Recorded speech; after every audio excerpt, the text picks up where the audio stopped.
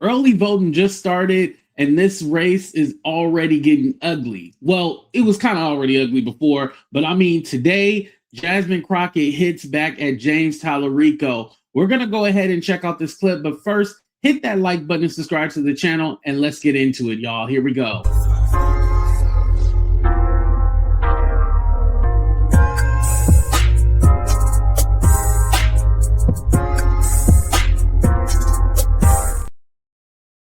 Guys know the leftists on Twitter, Instagram have been attacking Jasmine Crockett, saying that she supports Israel and she sends money and funding and all this other stuff. But yet they don't say anything about James Talarico taking money from Miriam Elderson, with her super PAC. But hey, we don't expect them to have fair coverage at all. They just like to attack Black people. But let's go ahead and check out Jasmine Crockett and her response to all the attacks she's been receiving from James Talarico and his team. Here we go. I am tired of people asking whether or not I am electable. The reality is that is nothing but dog whistle. If you got a super PAC that's doing your bidding, then they need to go ahead and lift you up. What they shouldn't be doing is tearing down a Black woman who, number one, is more qualified. These are just the facts. At the end of the day, I am the only one that has owned a small business. I am the only one that has actually practiced law both on the state level and the federal level. I am the only one that has been elected to do work on the state level as well as the federal level.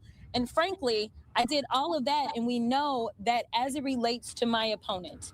And God bless, because my dad is a teacher, so I don't want anybody to get this twisted. But he had 2 years where he taught charter school. And then after that, he went into the state house, and then he became a consultant for charter. Mr. Talarico has been up with a ton of ads this entire campaign. Yeah. Do you have any regrets about your campaign strategy? I don't. Listen, I think that Texans need to, number one, understand that Republicans are going to outspend us come November. This is just the reality. If we spend $100 million, they're going to spend $200 million. And if the only way that you can get through an election is by spending money, then we're going to have a problem anyway. We've tried that. We need a candidate that, yes, can raise money, and I am the 5th highest fundraising member of the House. So, yes, we need somebody that can get the resources. But more importantly, we need somebody who has a rapport with the people, because when we don't have enough money, because we will not match their money no matter who the candidate is, we never have, we are going to need a little extra something. I am tired of people telling me they don't know how they're going to afford to buy a home. I am tired of people telling me that the tariffs are making them shut down their businesses. This is not who we're supposed to be. And don't get me started on ICE and how we need to rein them in. On the eve of the first day of early voting, State Representative James Talarico, who is also running for Senate, was slated to appear on The Late Show with Stephen Colbert. But that interview only aired on YouTube. This is the party that ran against cancel culture. And now they're trying to control what we watch, what we say, what we read. And this is the most dangerous kind of cancel culture, the kind that comes from the top. So let's go ahead and talk about this. So James Talarico has been online saying that, oh, Trump, they're afraid of us. They're scared for this interview coming out. They don't want Talarico to win. They're trying to help Jasmine Crockett win and all this other stuff. Well, come to find out, it wasn't anything to do with Trump. CBS actually put out a statement, and we'll go ahead and check out the video right now. Sir, you're chairman of the FCC, so FCCU. Let's just call this what it is. Donald Trump's administration wants to silence anyone who says anything bad about Trump on TV, because all Trump does is watch TV. Now, we should note that this afternoon, CBS issued a statement saying, quote, "The Late Show was not prohibited by CBS from broadcasting the interview with Rep. James Talarico. The show was provided legal guidance that the broadcast could trigger the FCC equal time rule for 2 other candidates, including Representative Jasmine Crockett, and presented options for how the equal time for other candidates could be fulfilled. The Late Show decided to present the interview through its YouTube channel with on-air promotion on the broadcast rather than potentially providing the equal time options," unquote. CBS is referring to the equal time rule only applying to broadcast, so Colbert's show posted the Talarico interview on YouTube. In this interview... So again, they had framed this as, oh, Trump wanting to put a stop to it and blame CBS. You know, CBS don't have the greatest history, let's be honest, especially with that Barry Wise lady. So it was believable. Like, okay, Trump put a stop to it. He wanted to he didn't want it to air. But in reality, they wanted to be fair to the FCC rule and was all like, hey, you have on Talarico, well, we have to allow some time for Jasmine Crockett. Stephen Colbert knew this.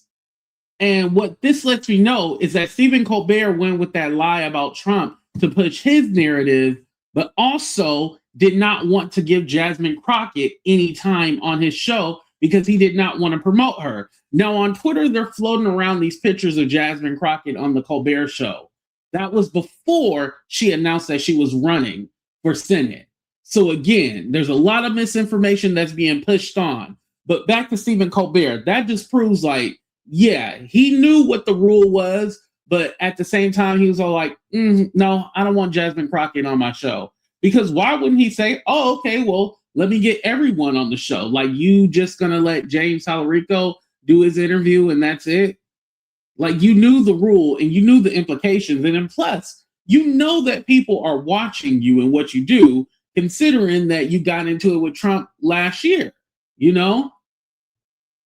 So again, it's safety for them, but also to be fair, because why doesn't Stephen Colbert want to give Jasmine Crockett any time?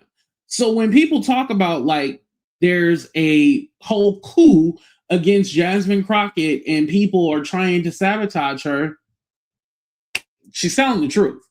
There's a reason why Greg Abbott has spent over $1 million on attack ads on Jasmine Crockett. The writing is on the wall. Jasmine is winning this primary. And I don't want to say, hey, it's a guarantee that she's going to win the primary because you guys still have to do your civil duty and get out there and vote. But this race did not have to be ugly. But the people in Talarico's team and his supporters have been so nasty, vile, disgusting, and on top of that, racist. It has turned a lot of people off. And mind you, I didn't hate Talarico or anything like that. I actually thought he was a good guy. But if you're hanging out with people or you have supporters who are attacking a candidate and saying that she's not electable and this and that, well, what makes him electable? Is it because he's white? Is that what makes him electable? And also, you know, this whole framing like, oh, they're scared of him. They don't want him. If you look at the polls, you'll see that Jasmine Crockett is ahead. They're not scared of him. They're scared of her. But let me know what you guys think about all of this in the comment section. Please hit that like button, subscribe to the channel. I'm happy that Jasmine Crockett is fighting fire with fire because, yeah, if they go low, you go low too. This is how you do it. But hopefully at the end of the day, after March 3rd, everyone comes together so they can go ahead and get that Republican out of there, whether it's Paxton or Cronin. Yeah, we need to go ahead and flip Texas and make it blue. I love y'all for watching, but we out of here. Deuces, everybody.